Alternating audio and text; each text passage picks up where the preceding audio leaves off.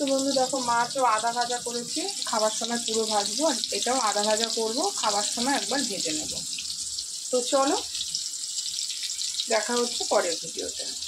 তো বন্ধুরা দেখো মাছের ডিমও কিন্তু দেখো এই পিঠটা কড়া করে ভেজেছি, আর এই পিঠটা কিন্তু সাদা রয়েছে। খাওয়ার সময় আমি ভালো করে ভেজে নেব, তাহলে কি হবে গরম গরম মনে হবে, খেতেও ভালো লাগবে। এই সাইডটা পুরো জ্বলছে, এমন গরম তেল ছিটে আসলো,